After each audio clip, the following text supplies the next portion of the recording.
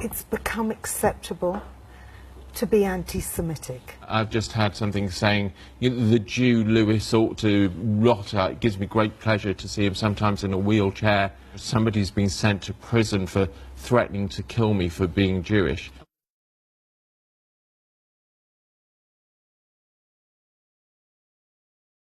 It's almost like in your school, if cool kids in the class said, don't like that child, don't be friendly with them, they're actually bad.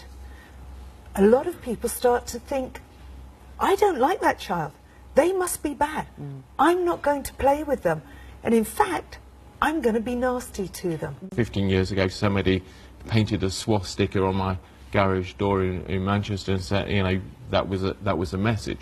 But it was a one-off. It was something that you could almost laugh off. Now, the effect of social media, it's almost every day. It's not just Jeremy Corbyn, and it's not all of the Labour Party, but it's a very, very loud part of it that's actually enabled this anti-Semitism to foster here in the UK. I have looked at the depth of what he said, and I can give you countless examples of when he has said anti-Semitism is absolutely unacceptable and has no place in the Labour Party. He wrote that in The Guardian in August. He also acknowledged there was a real problem that Labour's working to overcome, and he said that Labour had been too slow in processing disciplinary cases of anti-Semitic abuse. But he said that was changing. You answer your own question by what you just read out. How? 2 years ago, it was a problem. 1 year ago, it was a problem. March, it was a problem. August, it's still a problem. But do you accept that he's making progress? And that there's nothing Jeremy Corbyn can do that will undo the damage. You can't put the genie back into the bottle. Anti-Semitism has escaped. It is an acceptable view. It's the only racism where if you say, I want to complain about anti-Semitism, that somebody will say, yes, but what about? What about Israel? What about this? What about that? You would never do that about any other allegation of racism. People are, in the majority of circles that I mix in, are actually talking about their options of leaving here because of the anti-Semitism, of what's actually happened to them. There is only so much that you can take when you are getting threats to kill you, when you are getting threats from people that they want you to be ill, etc. It's a drip effect where you're saying, actually, enough is enough. I am not going to stay here and put up with this anymore.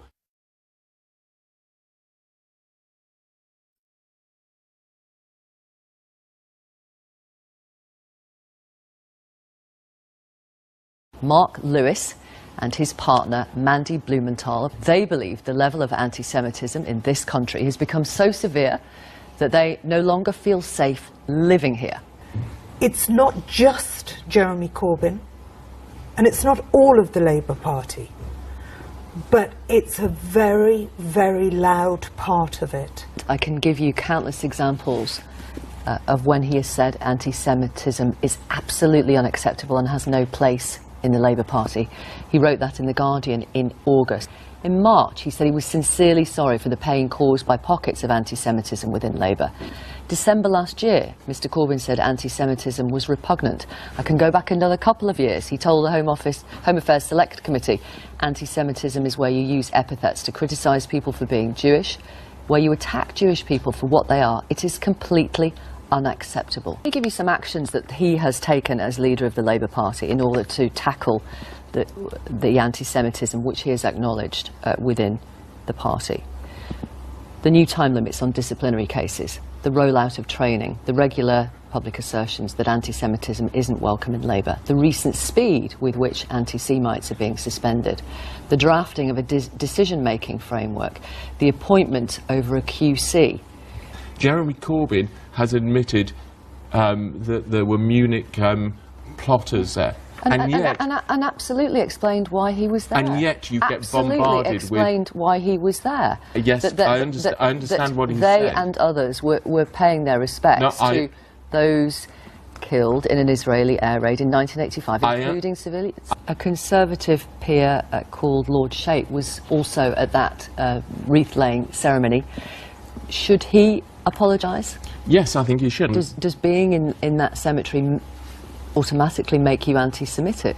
it doesn't automatically make you anti-Semitic. Again, we have a statement from Labour. Jeremy Corbyn is a militant opponent of anti-Semitism. He's determined to eradicate all forms of it from the Labour Party and from wider society. And any Labour government would take all necessary measures to guarantee the security and well-being of Jewish people.